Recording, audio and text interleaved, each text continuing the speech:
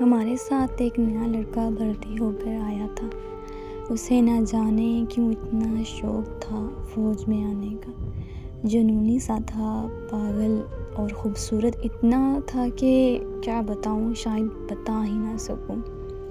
उसकी शौक सी आँखों में एक अजीब सी दीवानगी टपकती थी। उसके सुर्ख गुलाबी होंठ, क्यूट सी नाक, मुस्कुराने पे डिम्पल उसकी खूबसूरती में इजाफ़ा करते थे। रंग ज़्यादा गोरा नहीं था, लेकिन कशिश इस कदर थी कि जैसे कोई जन्नत से आया फरिश्ता हो। पहले दिन उसके साथ जान पहचान हुई, गपशप लगाई। चूँकि मैं मैनेजर था और वो कैप्टन शोएब नाम था उसका, तो मैंने कहा, कैप्टन कल से आप इंचार्ज संभालेंगे।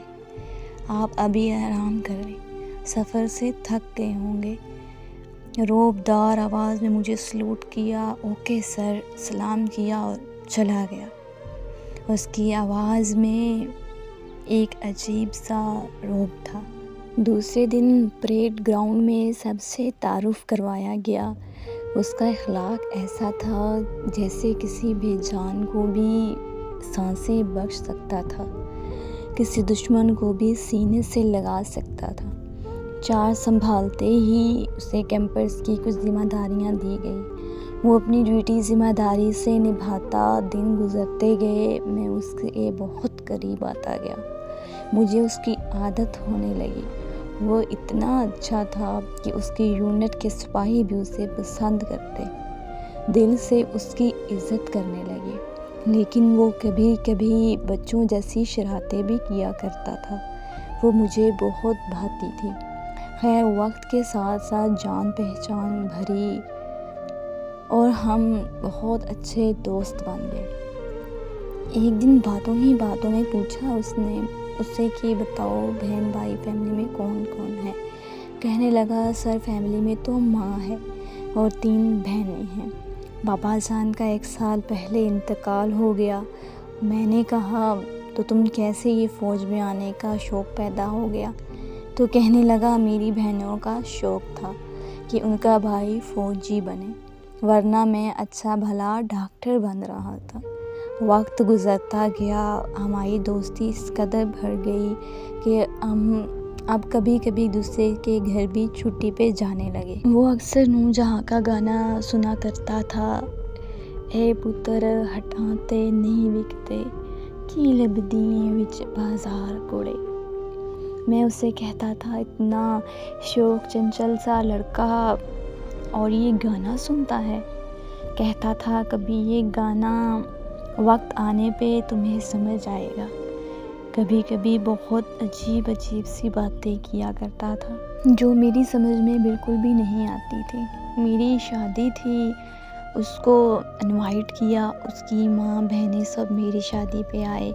बहुत अपनायत थी, बहुत एंजॉय किया हमने। मैंने उसकी माँ जी से कहा, आंटी जान, आप कैप्टन साहब के लिए भी कोई लड़की देखो और उसकी भी शादी करवा दो। तो शादी की बात पे शर्मा सा जाता था। 3 साल हो गए थे, हम साथ थे। उसकी बहन की शादी हो गई, नया घर ले लिया। उसने छोटी एक बहन का मेडिकल में दाखिला करवाया। एक मुकम्मल ज़िम्मेदार सुलझा हुआ इंसान था। फिर वो वक्त भी आ गया जिसका उससे ज़्यादा मुझे इंतज़ार था, जनाब की शादी का। मैंने उसे बहुत तंग किया, मजाक करता उससे, जनाब कैप्टन साहब, अब आपके ऊपर एक अफसर आने वाली है। शर्मीला सा था। घर गया, मंगनी और शादी के दिन तय हुए। उसे वापस आया, पूरी यूनिट को मिठाई बांटी। सबके साथ इतना घुल मिल चुका था कि जैसे वो हमारे जिस्म का कोई हिस्सा हो। खैर, जनाब की शादी का वक्त करीब आ पहुंचा। छुट्टी की दरख्वास्त दी, छुट्टी मंजूर हुई। तो उन दिनों बॉर्डर पे हालात कुछ ठीक नहीं थे, तो मैं बॉर्डर पे था। वो मुझे मिलने आया, सलूट किया और कहने लगा, सर आज रात 9 बजे मैं रवाना हो रहा हूँ, आप भी परसों पहुँच जाना शादी पे। मैंने मुस्कुरा कर उसकी तरफ देखा और ज़ोर से जप्पी डाली। और कहा, नौजवान फ़िक्र ना करो, मैं पहुंच जाऊंगा। बातें हो रही थी हम में, अचानक से मुझे वायरलेस पे आवाज़ आई, सर कुछ दुश्मन फ़ौजियों ने अचानक से हमला कर दिया। ओवर। मैंने भी पोजीशन संभालते हुए शुएब से कहा, शुएब तुम जाओ जल्दी से। वो रुक गया। सर चला जाता हूँ, अभी 1 घंटा है मेरी ड्यूटी ऑफ होने में, ज़रा कुछ नेकी मैं भी कर लूँ।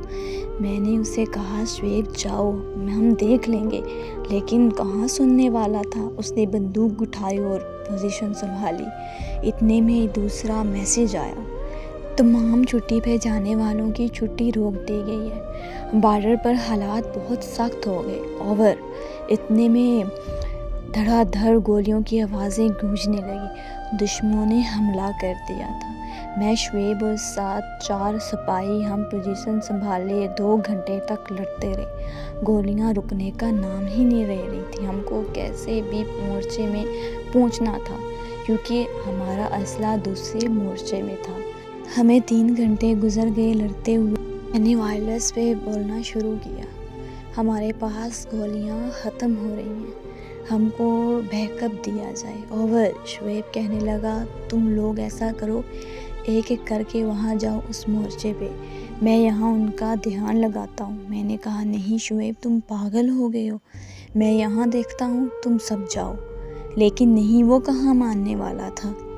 खैर मैं 4 सिपाहियों से बोला, मैं और शुएब यहाँ संभालते हैं, तुम लोग वहाँ मोर्चे पे जाओ। हम पोजीशन संभालते हुए जैसे ही सिपाही मोर्चे की तरफ जाने लगे, गोलियों की बौछार उनको छन्नी कर गई, जैसे दुश्मन कहीं बहुत करीब आ पहुंचा था। शुएब, हमारे पास अब गोलियां कम हैं और वक्त भी। आकर बोला, अगर वो लोग रेड लाइन क्रॉस कर कर आ गए तो पास वाले गांव में बड़ी तबाही मच जाएगी, हमको कुछ करना होगा।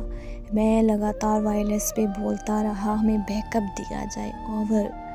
लेकिन हमारी टीम को पहुंचने में 15 मिनट लगने थे और वक्त हमारे पास सिर्फ 8-7 मिनट का था। शुएब ने अचानक से मुझे सीने से लगाया और कहने लगा, सर वक्त आ गया है अब उस वतन पे कुर्बान होने का। मैंने कहा, शुएब पागल हो, हम इनको रोक सकते हैं, इंतज़ार करो। लेकिन शुएब बोला, नहीं सर, अगर ना रोक सके तो गांव में आने वाली तबाही हमको कभी माफ़ नहीं करेगी। उसने ग्रेनेड अपने जिस्म से बांधा और बोला, मैं शहीद हो जाऊं तो मुझे दुश्मन के हवाले ना छोड़ना, मेरी मैयत को उनसे वापस लेकर अच्छे से दफनाना। मैं उसकी बातों पे रो रहा था। मैं क्या करता, मेरा दिल चाह रहा था मैं ऐसा क्या करूं, लेकिन फ़ौज के कुछ कानून थे और वो भी ज़िद पे था, वक्त भी कम। मुझे वसीयत कर रहा था, मेरी माँ को संभालना, मेरी बहन को कहना डॉक्टर बन जाओ तो मेरी कब्र पे ज़रूर आना, मेरी माँ को कहना शादी के अरमान जो थे मुझे उसके लिए माफ़ कर दे, जन्नत में हूरों के साथ माँ का इंतज़ार करूँगा इंशाअल्लाह। अपना मोबाइल मुझे देकर कहने लगा, मेरी माँ मेरा इंतज़ार कर रही है। मैंने कहा था 10 बजे पहुँच जाऊँगा, 10 बजे ना पहुँचने पे कॉल करेंगे, बात कर लेंगे। ये कह के वो अलविदा हुआ। मुझे ज़ोर से सीने से लगाया और नारे तकबीर अल्लाह अकबर की सदा बुलंद की और दुश्मन की तरफ चल दिया। हम फौजियों की ज़िंदगियाँ चंद लम्हों की मेहमान होती हैं, हम कहाँ कब दुनिया छोड़ जाए एक लम्हे की खबर नहीं। वो मेरी आंखों के सामने जा रहा था और मैं चीख चीख कर रो रहा था। परसों उसकी शादी थी, बहनें, माँ, दुल्हन सब इंतज़ार में थे कि कैप्टन शुएब घर आ रहा है, और यहाँ खुदा कुछ और ही प्लान कर चुका था। वो देखते ही देखते उनके पास पहुँच गया। ज़ोरदार धमाका हुआ और दुश्मन को जहन्नम वासिल कर दिया। उसके जिस्म के टुकड़े टुकड़े हो गए। इधर वो शहीद हुआ, उधर उसकी माँ का फ़ोन आया। यहाँ रिंग ट्यून लगी हुई थी, ए पुत्र हटाते नहीं विकते की लबदियाँ विच बाजार कुड़े, ए देने मेरी दाता दी एवें ना टकरा मार कुड़े। मेरा ज़ब्त टूटा, मैं चीख चीख कर रोने लगा। एक हसीन फरिश्ता मुल्क पे कुर्बान हो गया। मैंने सल्यूट किया। इतने में टीम पहुंच चुकी थी। दुश्मन भी कुछ भाग चुके थे। मिशन कामयाब रहा। हम फौजी पराए होते हैं। हमसे नफ़रत ना किया करो। क्या पता किस गली में हमारी ज़िंदगी की शाम हो जाए। कैप्टन शोएब जैसे नौजवान अपनी ज़िंदगियों की परवाह किए बिना मौत को चूम लेते हैं। खुदा नसीब वालों को ये दर्जा देता है।